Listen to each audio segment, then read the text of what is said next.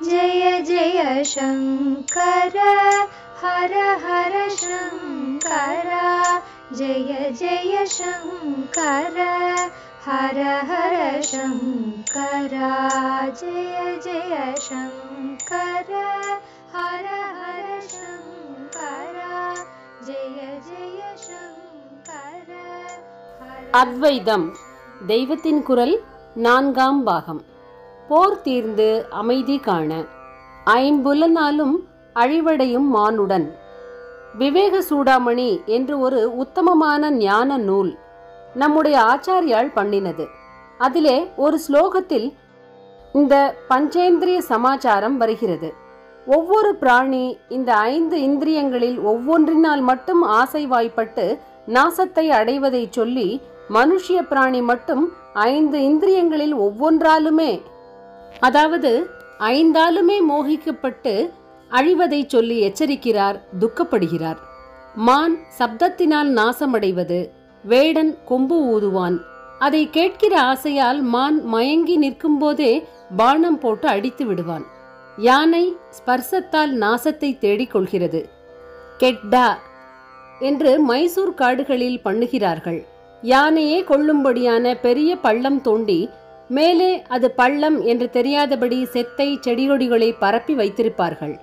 பிடிக்க வேண்டிய ஆண் யானை பள்ளத்துக்கு ஒரு திக்கில் இருக்கிறது என்றால் அதற்கு எதிர் திக்கில் பள்ளத்துக்கு அந்தண்டை ஏற்கனவே பிடித்து பழக்கப்படுத்திய ஒரு பெண் யானையை கட்டி வைத்திருப்பார்கள். அதை ஸ்பர்சித்து ரமிக்க வேண்டும் என்று ஆண் யானைக்கு ஆசை உண்டாகும். அந்த மோகத்தில் அது குறுக்கே இருக்கிற பள்ளத்தை பள்ளமென்றே தெரிந்து கொள்ளாமல் செத்தை செடிகொடி மேலாக ஓடும். அவற்றால் அதன் வெயிட்டை தாங்க முடியுமா? அப்படியே ஒடிந்து அதுகள் விழ யானையும் பள்ளத்தில் தொபுக்கட்டீர் என்று விழுந்துவிடும். பிடித்து விடுவார்கள். ரூபத்தால் நாசமடையும் ஜந்து விட்டில் பூச்சி. தீபத்தின் பளீர் ரூபத்தில் ஆசைப்பட்டு தானே வந்து அதில் விழுந்து மடிகிறது. ரசம் என்பதாக வாய்க்கு ஆசை காட்டும் ஆகாரத்தால் மீன் உயிரை விடுகிறது. தூண்டிலில் உள்ள புழுவை தின்ன ஆசைப்பட்டு சாகிறது. வண்டு கந்தத்தினால் மரணத்தை தேடிக் கொள்கிறது. பெரிசு பெரிசாக சம்பகப்பூக்கள் உண்டு. அதன் வாசனையில் நமக்கே மூக்கில் ரத்தம் கொட்ட ஆரம்பித்துவிடும். அத்தனை தீக்ஷ்ணமான சுகந்தம். இப்படிப்பட்ட புஷ்பங்களுக்குள்ளே போய் வண்டு உட்கார்ந்து கொண்டு அப்படியே தன் மதி இழந்து சொக்கி போய்விடும். அப்போது புஷ்பத்தின் இதழ் ஒவ்வொன்றாக மூடிக்கொண்டு மலர்ந்திருந்த புஷ்பம் நன்றாக கூம்பிவிடும். அதற்குள் மாட்டிக்கொண்ட வண்டுக்கு அதோடு ஆயுஸ் தீர்ந்து போகும். இப்படி பஞ்ச இந்திரியங்களில் ஒவ்வொன்றால் ஒவ்வொரு பிராணி பஞ்சத்வம், அதாவது மரணம் அடைகிறது என்று ஆச்சாரியால் ஸ்லேடை செய்கிறார். மனுஷன் 5ஆலுமே அழிகிறானே என்று பரிதாபப்படுகிறார். சப்தாதிகி பஞ்சப்ரேவ பஞ்ச பஞ்சத்வம் ஆபுஹு ஸ்வகுணேன பத்தாக குரங்க மாதங்க பதங்க மீன பிருங்கா நரக பஞ்ச பிரஞ்சிதக கிம். குரங்க என்றால் மான், குரங்கில்லை. மாதங்கம் என்றால் யானை, பதங்கம் விட்டில், மீனம்தான் மீன். பிருங்கம் என்றால் வண்டு. நரக மனுஷியனானவன், பஞ்சபி 5ஆலும் 5புலனாலும், அஞ்சிதக கவரப்பட்டிருக்கிறான். பஞ்சபிகி அஞ்சிதக என்பது சந்தியில் பஞ்சபிரஞ்சிதக என்றாகியிருக்கிறது. கிம் என்று முடித்திருக்கிறார். கிம் என்றால் என்ன? ஐயோ, இப்படி மனுஷிய ஜீவனானது பஞ்சேந்திரியத்தாலும் கவர்ந்தெழுக்கப்படுகிறதே, என்ன பண்ணலாம் என்று பரமகருணையோடு கிம் போட்டிருக்கிறார். ஆசை ஆனந்தம் என்று போய் அடியோடு ஏமாந்து நாசமடைவதை பற்றி சொல்லிக் கொண்டிருந்தேன். சாஸ்வத இன்பம் ஆசையால் விளையாது. ஆனால் எப்போதும் இந்த மாதிரி அடியோடு கெடுதலாகத்தான் நடக்கிறது என்று பெசிமிஸ்டிக்காக சொல்லக்கூடாது. இப்படியும் அநேக சமயங்களில் நடக்கிறதென்றே காட்ட வந்தேன். கொஞ்சமாவது ஆனந்தம் அதோடு துக்கம் கலந்து வருவது என்பதாகத்தான் பெரும்பாலும் பார்க்கிறோம். புத்தியையும் கெடுத்து உடம்பையும் கெடுத்து குடும்ப வாழ்க்கையையும் கெடுப்பதான மதுபானத்தில் ஒருத்தன் போனானால் கூட குடிக்கிற அந்த ஒரு நிமிஷம் அவனுக்கு ஒரு ஆனந்தம் இருக்கக்கூடும். ஹோட்டலில் போடுவதில் எப்போதுமே சுட்ட எண்ணெயும் ஊசலும் தான் என்றில்லாமல் வாய்க்கு ருசியாகவும், அதாவது நாக்குக்கு நிஜமாகவே ஆனந்தம் அளிப்பதாகவும் போடலாம். அப்போதும் கூட அதற்கான பில் இந்த அனாச்சார தீனியால் ஏற்படும் ஆத்மஹானி ஆகியவற்றை பார்த்தால் ஆனந்தப்படுவதை விட துக்கப்பட வேண்டியதே ஜாஸ்தி என்று தெரியும். வித்வானுக்கு எப்பவும் தொண்டை கட்டுவதில்லை. சாரீரம் வசதியாய் இருந்து மூடும் நன்றாக இருந்து அவர் பாடினால் கொடுத்த காசு வீணில்லை என்று தோன்றுகிறது. இங்கே ஆனந்தமும் துக்கமும் சமம். கை காசு போட்டு டிக்கெட் வாங்கியது துக்கம்தான். இப்போது அப்படி தெரியாவிட்டாலும் வித்வான் நன்றாக பாடியிராவிட்டால் அப்போது தெரிந்திருக்கும். இன்னும் எத்தனை வேண்டுமானாலும் கொடுக்கலாம் என்று நினைக்கும்படியாக வித்வான் பாடியிருந்தால் அப்போது துக்கத்தை விட ஆனந்தம் ஜாஸ்தி. ஃப்ரீ பாஸ், அதாவது இலவச சீட்டு கிடைத்து சபாவுக்கு போய் வித்வானும் வெளுத்து வாங்கிவிட்டால் அப்போது செலவு என்பதால் ஏற்படும் துக்கமே இல்லாத ஆனந்தம். வாஸ்தவம். ஆனால் இந்த ஆனந்தமும் சாஸ்வதமாய் நின்றதா? டல்லாக, அதாவது டிப்ரெஸ்டாக இந்த அழுமூஞ்சி சமாச்சாரத்தை நினைத்து கொண்டிருக்காமல் சபாவுக்கு போகலாம் என்று நினைத்தான். ஓசி டிக்கெட்டும் கிடைத்தது. கச்சேரியும் நன்றாய் இருந்தது. ஆனந்தமாக கேட்டான். ஆனால் வீட்டுக்கு திரும்பி வந்தபோது அந்த ஆனந்தம் அப்படியே இருந்ததா? கச்சேரி விமர்சையை அகத்திலே கொஞ்சம் அளந்து உற்சாகப்படுத்திக் கொள்ளலாம் என்று இவன் நினைத்து கொண்டு வந்தான். ஆனால் ஊர் சுற்றிவிட்டு நாழி கழித்து சாப்பிட வந்திருக்கிறானே, பரிமாற வேண்டுமே என்று அகமுடையாள் உர்ரென்று இருக்கிறாள். இவனுடைய ஆனந்தம் போய் டல் அடித்து மறுபடி டிப்ரெஸ்ட் ஆகி விடுகிறது. படுக்க போய் காற்றில்லை, கொசு பிடுங்குகிறது என்றால் இப்போது அந்த கச்சேரி ஆனந்தத்தில் லவலேசமாவது ஆற்றி கொடுக்க வருகிறதோ? இப்படியே ரேசுக்கு போகிறவர்களில் ஜெயிக்கிறவர்களும் இருக்கிறார்கள். ஆனாலும் அந்த பணம் கொண்டு வந்த ஆனந்தம் சாஸ்வதமாய் இருக்கிறதா? அதனாலேயே எத்தனையோ தொல்லை, சங்கடம் வருகிறது. பணமும் சொத்தும் தான் மனுஷன் பலவித கெடுதல்களில் போய் கஷ்டத்தை உண்டாக்கி கொள்வதற்கு காரணமாய் இருக்கிறது. இந்த லோகத்தில் கஷ்டமே படாமல் சுகஜீவனம் செய்து செத்து போகிற பணக்காரர்களும் இருக்கிறார்கள். ஆனால் அவர்களும் பணத்துக்காக அல்லது பணத்தினால் செய்த அநேக கெடுதல்களுக்காக, தொழில் அபிவிருத்திக்காக லஞ்சம் கொடுத்தது, யாச்சகனை அடித்து விரட்டியது, இப்படி ஏதாவது கெடுதலுக்காக பரலோகத்தில் பதில் சொல்லத்தான் வேண்டியிருக்கும். அதாவது கஷ்டப்பட வேண்டித்தான் இருக்கும். கொஞ்சமோ நஞ்சமோ கஷ்டத்தை உண்டாக்காமல் பொருளாசை ஒருத்தனை விடுவதென்பது நடக்காத காரியம்.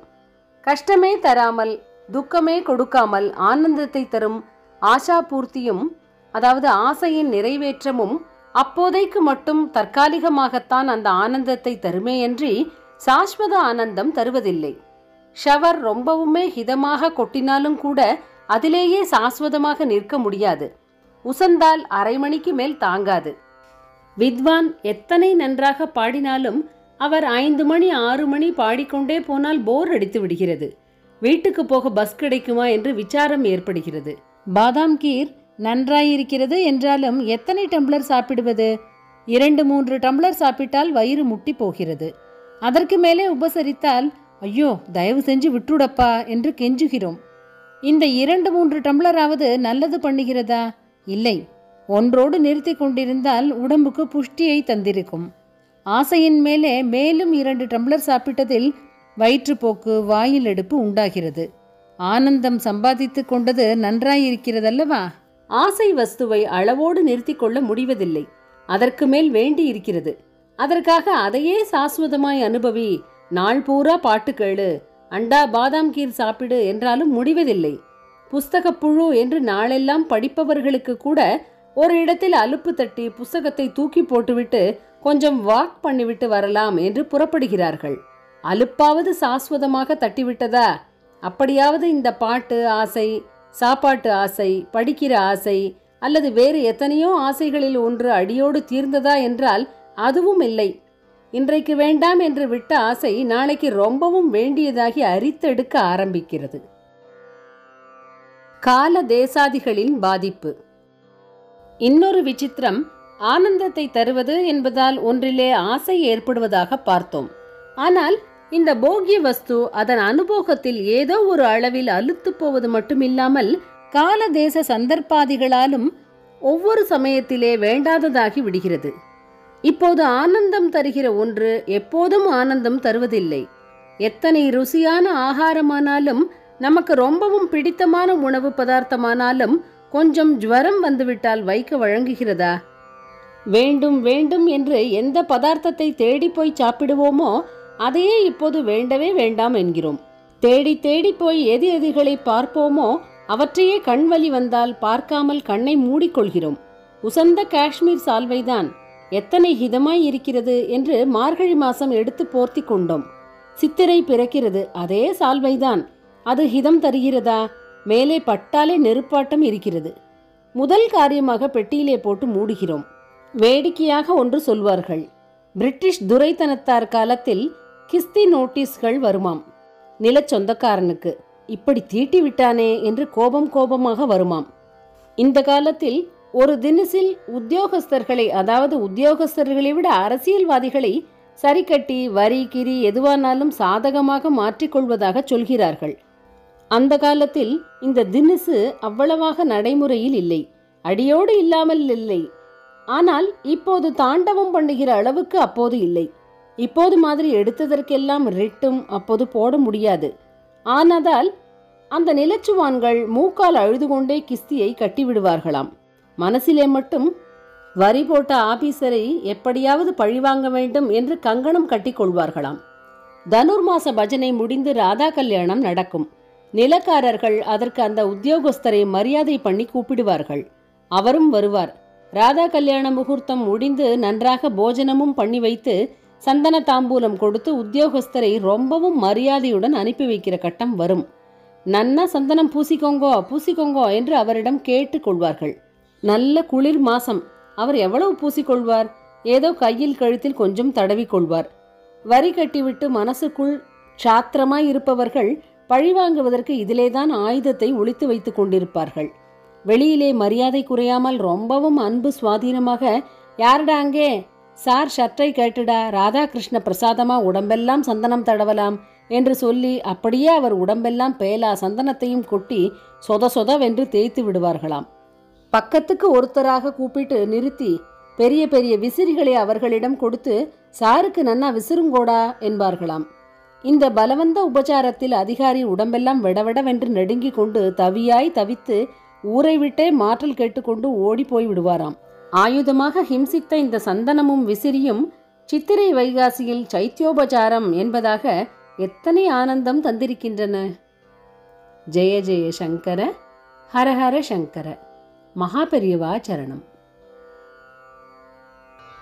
ஜெய ஜெய சங்கர, ஹர ஹர சங்கர. ஜெய ஜெய சங்கர, ஹர ஹர சங்கர. ஜெய ஜெய சங்கர, ஹர ஹர சங்கர.